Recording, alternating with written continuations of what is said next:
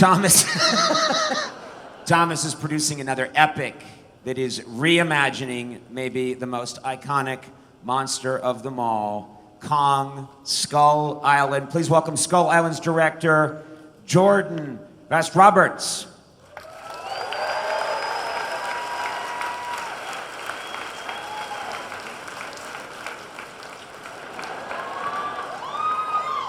That's the greatest beard I've seen in my life. Make sure I said that correctly. It's Vogt-Roberts, so yes. You shaved this morning. Yeah. You have more testosterone than any man I've ever met. I try. Save myself. Okay. Should we get the talent out here, I think? We should. I'm super excited to be here to show you guys what we've brought and to bring our cast out. Kong is film history.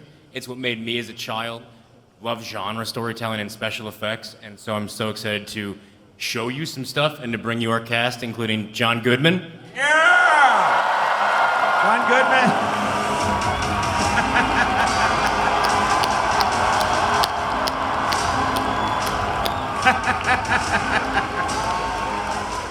Corey Hawkins. Yeah.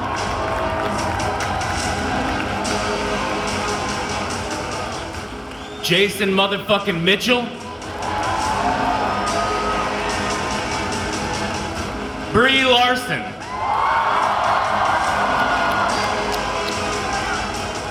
And this next person, you need to know something about me. I like dad jokes and I like bad puns.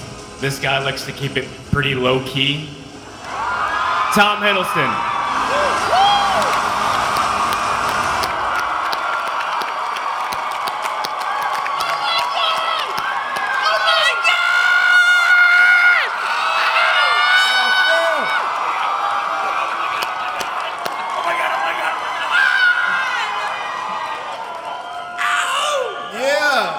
Let's talk about this. Jordan, Kong has been an iconic part of the culture since the 1930s. I mean, many people consider this to be the original monster, it's got it all. Did you feel a sense of responsibility taking this on? Did it feel like a heavy thing to take on, or you had fun with it right away?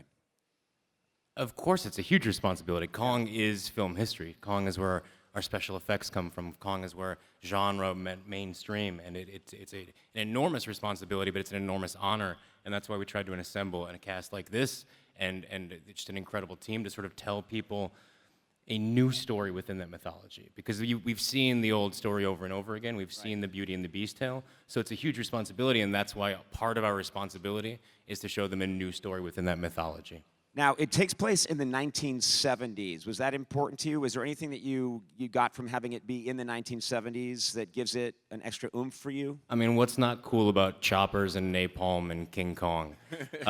No, but seriously, the 70s is such an interesting time, and it's the last time in the world where sort of myth could still exist and you could have these unknown things. And we loved taking sort of characters from that era in which the world, much like now, is in chaos, and thrusting them into the unknown and having them look at something, look at Kong, and stare up at it and effectively say, that's a god.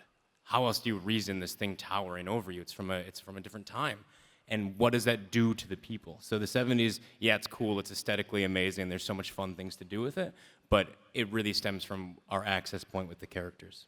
Okay, I have a question for Brie, which is your last film. Famously, you're in a very small room, and now you are everywhere. You're shooting in these incredible locations. What was that transition like for you? It was more comfortable. Yeah, to be outside. Yeah. Yeah, I would think so. Yeah, I had better insoles in my shoes. I had sunscreen. I just found a better Airbnb. It was really, I just got lucky. That's it. Very nice. Handled that well. Tom, your character is leading a group of humans into this island, giant, weird territory, terrifying creatures. Is this your first time playing an action hero? First of all, it's very nice to see you all. Thank you for the warm welcome. And thank you for calling me an action hero, Conan. Appreciate that. Thank you, ma'am, and on my left. Yes. I love you too. So yeah, I play a character called Captain James Conrad, and he is a British SAS, formerly British SAS officer with a specialist skill in tracking and jungle survival. With a very unique set of skills. Very unique set of skills. It's interesting because the expedition that all the characters go on is that we're all given a pitch. That the technology that we now use in apps like Google Earth was in its infancy in the early 70s, and NASA had a wing called Landsat, and they were taking pictures of the Earth from space.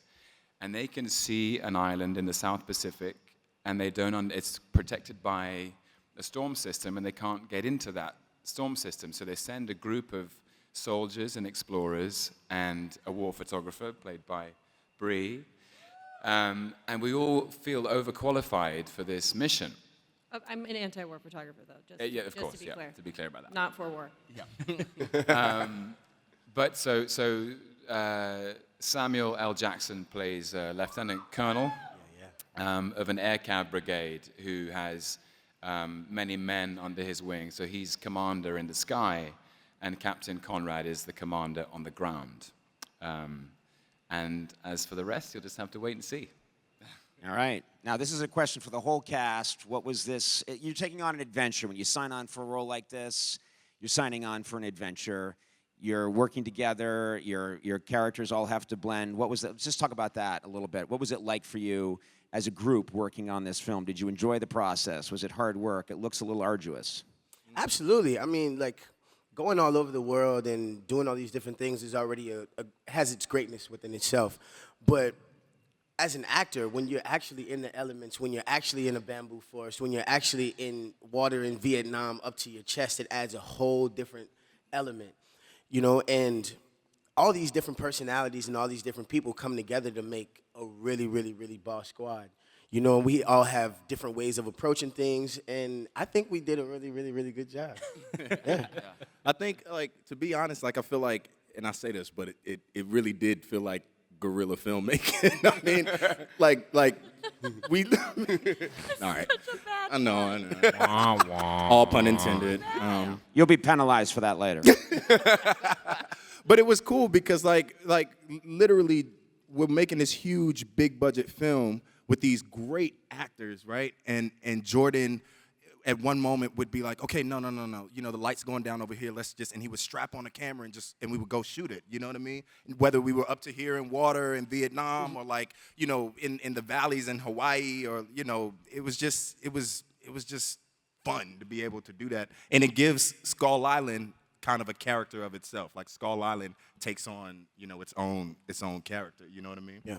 So it's This is a lot about, you know, humans battling natural elements and our inability to coexist with them. Right. And I think we all had to come to terms with the fact that we have a hard time coexisting with them in actuality. It wasn't just the movie.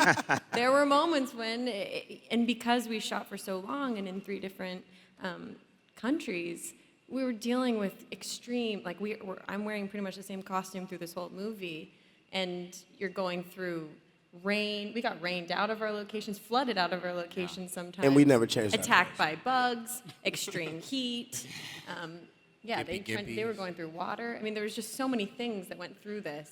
But it's also just important, you know, because they are dealing with all these CG creatures in Kong, to put them in a place. There's so much CG in these movies these days. I think you guys and audiences know when stuff feels fake. You know, we all grew up and fell in love with movies that were tactile and real. And so we wanted to take this cast, this amazing cast, and put them in real places. So the majority of what you're looking at is real. So really the main buy is Kong. Yeah. And those places were beautiful and terrifying. Yeah. In Australia, I remember one night we were filming, and we were sort of filming until about 2 a.m. in a rainforest in Australia. And it was only at the end of the night we realized there was a snake in the monitor tent. And they have some dangerous snakes in Australia. Yeah. And in the swamps in Ninh Binh in Vietnam, we, as Jason says, we're up to our waist in swamp water and getting to know each other very well. And we've all got wetsuits on underneath our costumes. And I remember that there are things that can crawl into the warm spaces. In Oh, us, you know what I mean? Yeah, These they are like bonding Tom. experiences. But also the amazing thing about that is normally when you take a film crew and you take a cast and you put them in these like really harsh conditions, people get angry real quick. You get over it. When you're literally up into muck, to here, people get cold, they get tired, whatever, and then you're in the middle of Vietnam, where the first movie to ever shoot there like this, and you're literally these guys days at a time, literally up to here in water. And no one would complain. These guys would never complain. The crew would never complain because you would look around and you're like, oh my God, look at where we are right now. Look at how beautiful this is. It's like, what a blessing this is to be able to be here and to do this. And so it really was this kind of surreal thing where like no one really sort of complained about what was going on because we all knew it was such a magical thing to be able to even I mean, we be complained there. a little bit, but Yeah, we usually we complained were a happy. And after we rap, we just go and sing karaoke with this guy right here. Like, you know what I mean? So it was, They went and sung karaoke. I didn't do it, guys. It's me versus karaoke in this world. Here we go. Oh, we almost got it. We almost got it. We almost got it. And then we didn't get it. Let me just give it up for one of my favorite people of all time, Mr. John Goodman. I'm just going to... That's... I got into this because I'd heard a lot about Kong over the years. You never knew which Kong was going to show up some days. Sometimes he had a rough night.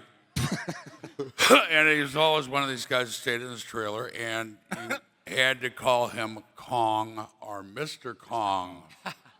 You couldn't address him with his real name, Leo. Kong or Mr. Kong through the whole thing, and that's the way he wanted to keep it. When the chips are down, he's a hell of a performer. He's got the goods. And I think over the years, he's earned the right to be a little cranky. Yeah. In the morning. He was, like 20 minutes late all the time for makeup. But he was never drunk on set. And I can see a lot of the reputation that I've heard about him over the years is, riding on top of taxi cabs to get there and chartering boats and putting it on company money. He turned out to be a good guy. He won't do press, though. He just won't do press. No. He's turned that right. Yeah. Real shame he couldn't be here today. Real shame. Real prima donna. We have time for one question from the audience. That's just the way it's going today. Oh, hello. Not everybody all at once. Hi. Hello. Hey guys. Howdy. How are you? How's it going? Good. My question is. I have a question. What did you have for breakfast? Oh, Was I that just had too a Luna intimate? bar. Ooh, good. What flavor? It was coconut and chocolate. Dope. Okay, shout out for Luna Interesting. Bars, everybody. Okay, sorry. Love I you, just Brie. wanted By to the know way. a little bit more about you. My name's Dominique. I'm from Colorado. Oh, Dominique. Great. Okay, Dominique. What's your question? My one question is, what is your guys' favorite thing to geek out to? What is your go-to Netflix and chill? Oh. I don't know if it gets geeky when I Netflix and chill, but hey. Wait, do you mean like what we watch or what we play? What we watch? Oh, Okay. Mr. Show, Ed. movie, whatever you got. Mr. Robot. Mr. Robot. I'm a huge Mr. Robot fan. I geek out. I'm just a big gamer. I grew up on video games. I don't have time to play games anymore, which is a real bummer, but every time you can go and lose yourself, I'm just fascinated in like new forms of storytelling. You play a game like Journey and you're like, oh my God, how like Journey I've never represent. experienced this before. Or, and everything happening with VR, it's incredible. But I don't know. I'm a dork. I like to watch Roseanne and say the lines before I actually